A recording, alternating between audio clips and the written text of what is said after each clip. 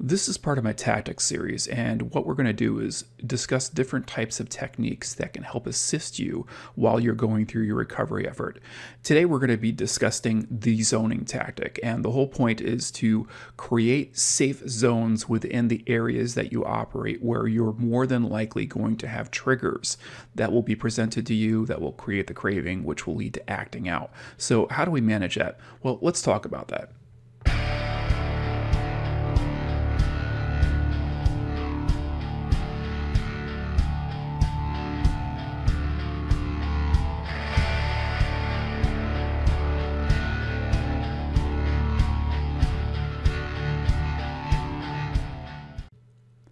The premise behind the safe zone tactic is pretty simple. All we're trying to do is eliminate the areas that you would be most likely to be triggered in. In other words, we're going to create safe zones where you're not going to be able to use your electronic device. Why are we doing this? Because through your addiction, you've imprinted locations that will make good triggers. Sometimes the sense of the trigger can be the device itself. Sometimes it can be the actual location where you're feeling most comfortable. Sights, sounds, smells, they all become triggers when you're constantly acting out. So early on, for lots of men, they've constantly gone to the same location over and over and over again. And it gets to the point where if you just walked into that location and you didn't have the device with you, you would still immediately get triggered and want to act out.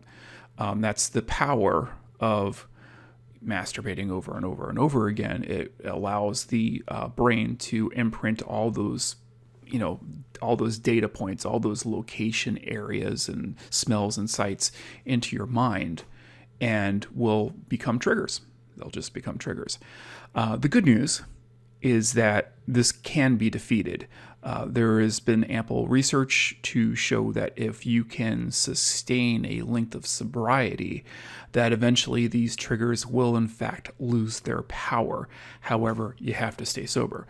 So the whole point of the zone tactic is that you're going to be creating safe zones where you're not going to allow yourself to have a device in that room.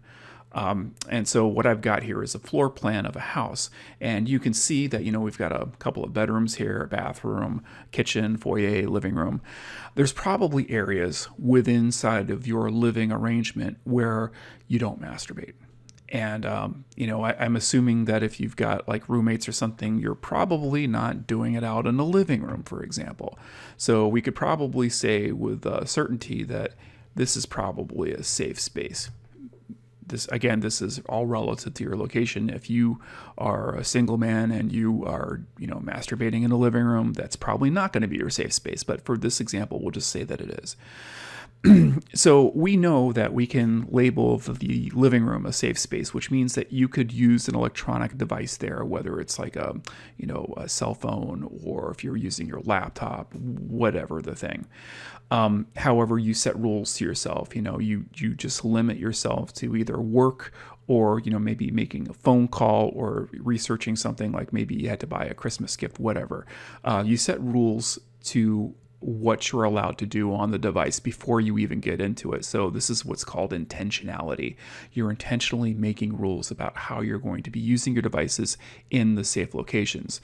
And then we may have the unsafe locations. So for example, perhaps the bathroom is completely off limits because you know that you masturbate a lot there. So what that means is that you flat out do not bring the phone into the restroom. Just don't do it. It's not a safe location, and for 60 to 90 days, you will not use a phone in the restroom. The same might be said for a bedroom that you're using. If the bedroom's unsafe, you don't use the device there.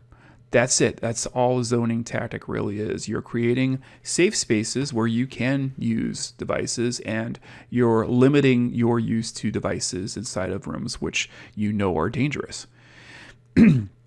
Now, can there be exceptions to the rule? Like, it depends on how bad you really are. Like, I've talked to some of my sponsees where I said, if you really need to have that phone for work, what you could do is you could set a rule up inside of your bedroom where I'll allow myself to have the phone plugged in, but maybe I put the phone on the other side of the room. So the second you go into your bedroom, bedrooms are for sleep. You only sleep there, right? So when you walk inside of your bedroom, you plug your phone into the charger on the other side of the room and you don't touch it again. And the only reason you're keeping your phone there, again, getting back to intentionality, is that you're expecting that important call from maybe a family member or work employee, whatever, but you recognize the fact that you need the phone with you. But you're not going to violate those rules in any way. So no matter how much you may want to get onto like Facebook or Twitter or what have you, you're not going to allow yourself to get on the phone inside of that room. And the second you violate that rule, you can't trust yourself. At that point, you've got to unplug the phone and, I'm sorry, stick it in another room. Look, I do that. I have been in sobriety for a very long time. I don't keep my phone in my bedroom. I charge it in a different room. And if somebody calls me and I miss the call, that's too bad. I'll call them back later. But that's what I do. By setting these very stern rules for yourself, you're going to allow yourself the flexibility of not having triggering events as you're going throughout your day. Now, for the person who may be, say, living in the house by themselves or the apartment, what have you, and basically anywhere is a dangerous spot, what I've told some people that have been in a similar position is that the second you walk inside of the house, if you have a closet and let's just say that, there's a front foyer here and there's this box looking thing and this is their closet, right? Let's just say you had a closet the second you walked inside of the house. What you do is you just walk right over and you put either your laptop or let's just say if I had a little table right here with a charger on it, you set your phone on the charger and put your laptop inside of the closet and you don't touch it anymore. And again, I acknowledge I can hear some of you screaming at the monitor right now. It's like, well, I need my laptop for my work. That's fine. No one says you have to work from home.